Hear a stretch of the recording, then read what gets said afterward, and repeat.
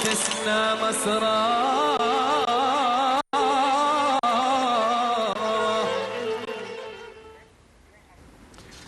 Back here in the studio with Dr. Abdel Fattah Badr, the Professor of Plant Genetics and Biodiversity at Hulwani University, and also the Chairman of the Environmental Research Council at the Academy of Scientific Research and Technology. And Professor, we're talking about sciences for sustainable development, and basic sciences mainly, and we're going to tour all applied sciences, or as much as we can in the time we have here in the episode. But let's first, please, the terminology, define basic sciences, so we go one by one. Basic science is usually studied as the faculty of science. They extend from mathematics and statistics through physics, chemistry, geology, and biology. Of course, under these basic science, which these are actually the traditional names of the departments in the colleges of science, not only in Egypt but in many other countries as well. Today, many universities have departments of botany and departments of zoology, although they are both biology. But in our department, for example, we have botany and microbiology. So microbiology is considered in basic science if we investigate and study the basic fundamental knowledge of microorganisms. They may have applications in medicine, and in the College of Medicine, they study the microorganisms that cause diseases to human, and in agriculture they study the microorganisms that invade and cause disease to plants and so on, or the use of microorganisms to produce penicillin, for example, which is produced by microorganisms, or yeast from the yeast, because the yeast is a microorganism. These are the applied side of basic science. But the basic science are mainly mathematics, statistics, physics, chemistry, geology, and biology. And there is some recent names also considered basic science, like informatics.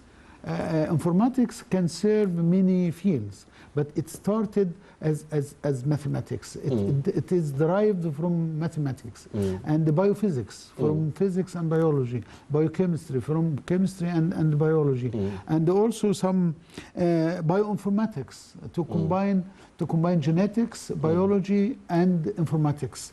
So these are still basic science because they investigate and the understanding of the natural phenomena, and to create applications from it, and to put the theories for understanding these, and the knowledge from these fundamental natural processes and the natural resources to be applied in other fields of science.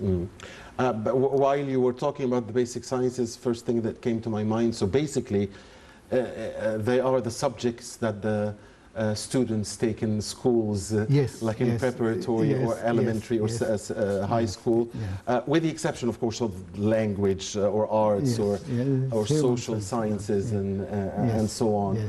Although I might argue that social studies, for instance, or history might be very useful for sustainable development, because history tells us, for instance, that if there are injustices, if there are a continuous oppression, if there are barbaric aggressions by occupation against peoples, if there are massacres, if there are war crimes, if there are illegal settlements, and so on and so forth, peace will never be achieved for anyone, security will never be achieved for anyone, no matter how advanced technologically you are or how strong you are as far as the weapons you have. You will always actually be weak because of what you can, because you are playing against history. I understand your point of view, and you have right, because actually sustainable development was adopted by the United Nations and was proposed, I think, 2015. And they've been developed those time to be achieved in 2030. And they are 17 goals. Some of them to prevent poverty, and to prevent hunger, and to prevent and to improve health, and to the right of every human being to have good health, good education, gender equality. And among the 17, of course, to provide water and sanitation, to provide energy, to So provide, we know of a to provide work. We know now of, since you mentioned them, we know now of a country that has disrespect for all of these goals. You're mentioning of course. water, you're mentioning food. You know, because, because some countries, for instance, are preventing water, food, medicaments. Even medicine, this justice is actually one of the 17 goals from the Sustainable Development.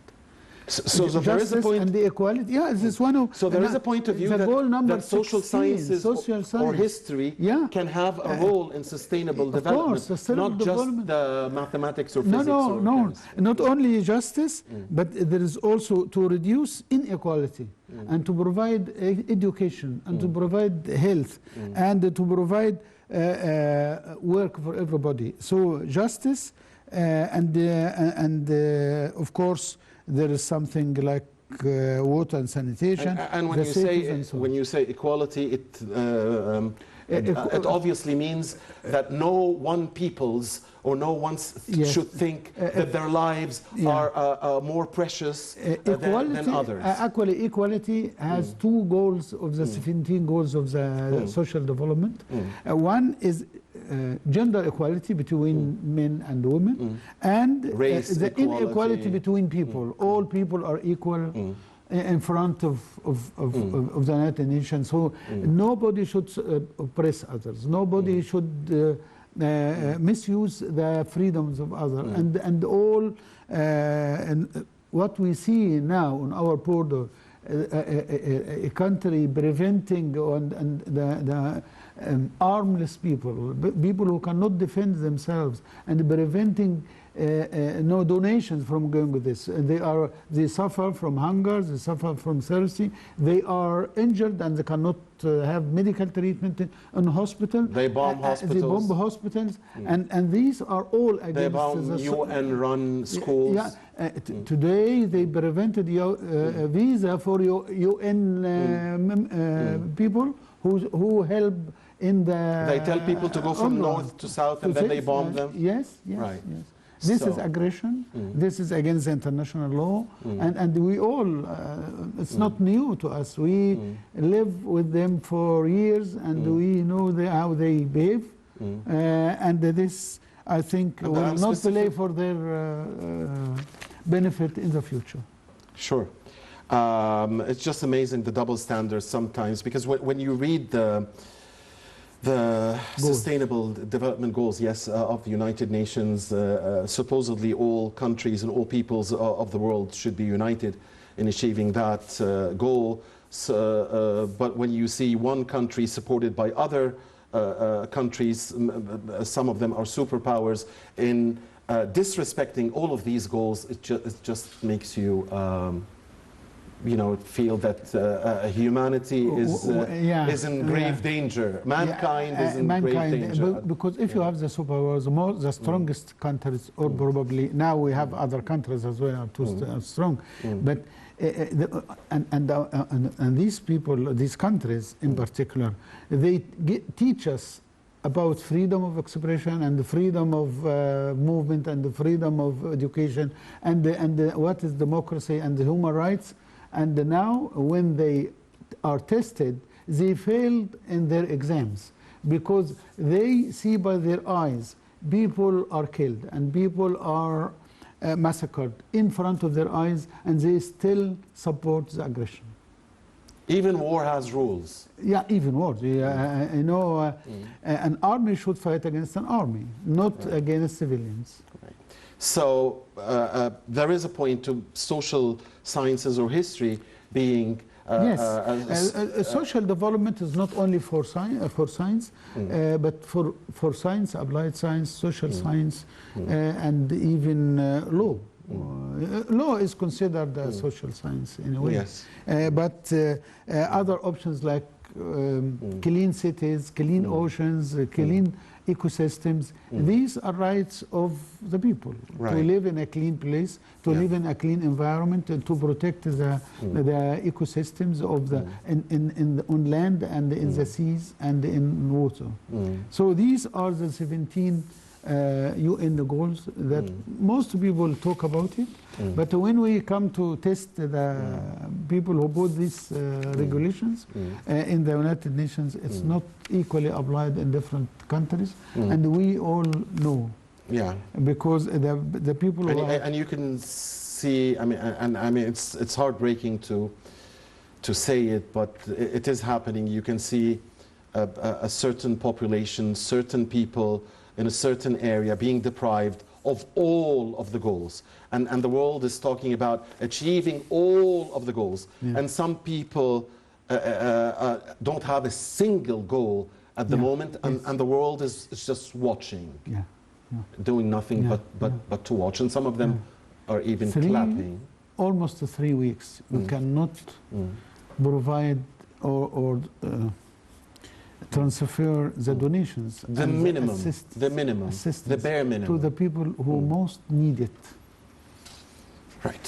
So, Professor Badr, there must be a lot of challenges to, you know, the appliance of sciences for the achievement of sustainable development. We're seeing a major challenge now. But generally speaking, what are the challenges that face the appliance of basic sciences for the sake of sustainable development? Okay. Some people consider 3 types. One is technical challenges, like more affordable, reliable equipment, to have the facilities and the equipment to achieve these goals. Not everybody has the possibilities to achieve the goals. Probably the rich countries have more equipment, have more possibilities than the poor countries. And also health care, for example, water quality control, and reforestation. These probably depend on facilities and equipments, and this is a challenge because this is available for some countries but not available for others. The second is the fundamental empirical and methodological challenges, such as complexity, irreversibility, uncertainty of in long term, to be faced better understanding of the environmental and planet's life support systems. These are probably appear to be more basic science to the viewer, but to simplify these, the ways and the means to make this possible is another challenge. And the third one is probably moral procedural challenges, which that's a huge challenge. Yeah, I mean, moral again, because of the moral and procedural challenges, and this probably also includes science-based knowledge and innovation. Of course, innovation is probably a talent, but you need some possibilities and some facilities to provide your innovation, to put your innovation into practice. So the poor people in the South, you know, people sometimes talk about North-South dialogue and North rich and the South poor. So the people in the South may have innovations, but they cannot make it possible because they don't have the facilities, the resources. And people in other countries may make their innovations applied. And this is another challenge, because under the SDG, the Social Development Goals, and the United Nations, the developed countries should help the people in underdeveloped countries, or shall we say, the North should help the South to be more developed and to achieve these goals in their countries. And that would benefit the North as well, because the North have some resources from the South, and the South get some technological help from the North. If these facilities and technology made available to the South can achieve these goals better if they don't have these facilities available. And the irony is that many of these so-called northern countries wouldn't have been in this advanced technological state if not for the resources they took from the South in colonial times and imperialistic times. They still actually deprive the South from natural resources. If you look at Africa, for example, if you take the measures of sustainable development, there are some measures that measures every social development goal, how much is achieved in the South and in the North. The consumption of energy, for example, because consumption of energy is a measure of welfare of the people, and the consumption of food and transport and the luxuries we have in our life. If you compare the North and the South, you will find a big difference in the number, how much energy, for example, is consumed in Europe and the US, and how much is consumed in Africa. And then if you just draw the curve, you will find the difference. So the people in the South actually are deprived of... Are the differences, is the gap widening, Dr. Badr, or is it diminishing? It is. Or is it stay put? It is probably two countries are narrowing the gap. China is leading. It will take over probably the United States within 10 years or so. India is coming up, but not as much as China. India is about 20 years after China. Because, if in 20 years ago, if you buy something from China, some people could, it is Chinese. But now China produces very good equipment. Produce everything. And it is the factory of the world now. How to compare India, who's starting development, then it's about 20 years ago, with regard to, for example, energy consumption. But I want to go back on what you said. When you say that in your estimation, in some 10 years' time, China will surpass the US, and what exactly are you talking about? The national income, the national production. Okay. Because America is still the first world economy. It was followed by Japan and Germany. Now it's not followed by Japan and Germany. It's followed by China.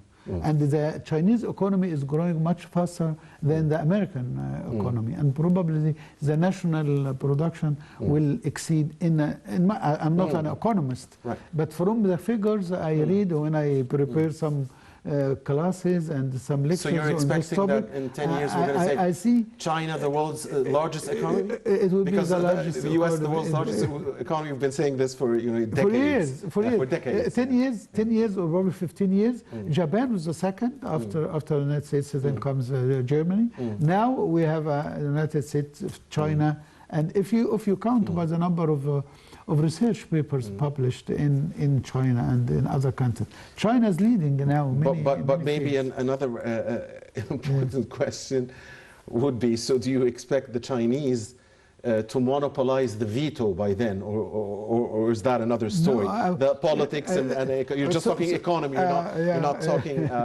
China was not an occupation power for the world. It colonized no countries. So the US will continue to monopolize the veto. I think they have in their tradition to be an addition. The West has the tradition of to occupy other countries and use force to set the rules. The ethnic cleansing of the Native Americans. China, so far, we didn't see this attend. But they are clever in economic cooperation. For example, they have good resources from Africa. They take the resources from Africa and they manufacture products in China. But the Africans do not, are not against this because they benefit from this. How it would be developed? Would China be a superpower like the West, or it will take different direction? All right. So what makes development sustainable? four pillars, I think. Okay, we have four pillars of sustainable development. Economic development. Economy is the leading, and the second is social development, social progress. You've mentioned in the first or second point about social science and how social science contribute to the sustainable development. So the first I'm is glad that it's right there. It's written as one of the pillars of social. The first is economic development or economic growth, to achieve economic growth. The second is social development, and to also make social development in education, in health, and these other welfare topics, matters. Environmental protection, of course, is very important, because to live in a clean environment is important for your health and your life. And also on that point, Professor Badr, because I know that you will be part of COP28. Yes. In the United Arab Emirates soon. And of course, remember that Egypt hosted COP27 in Sharm el-Sheikh, and you were also attending. I was also representing Halwan University in the COP27, and representing Halwan University and the Minister of Higher Education in the Emirates. What are you expecting from COP28? To build up on the results of Sharm el-Sheikh, you will have more discussions about how to achieve the social development goals.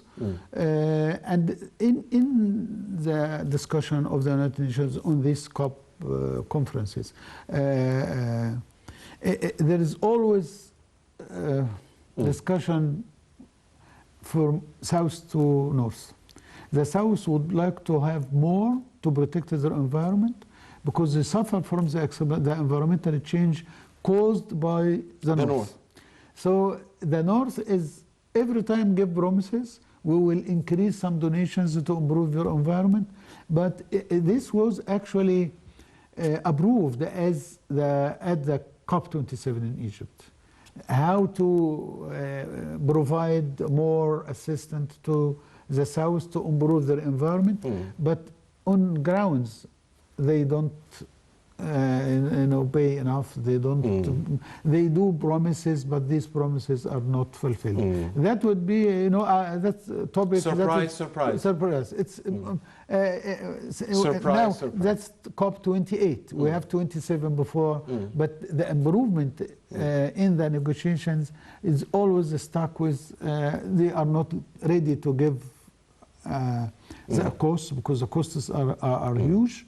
And the South should call for more every year, but they can get what the North give them.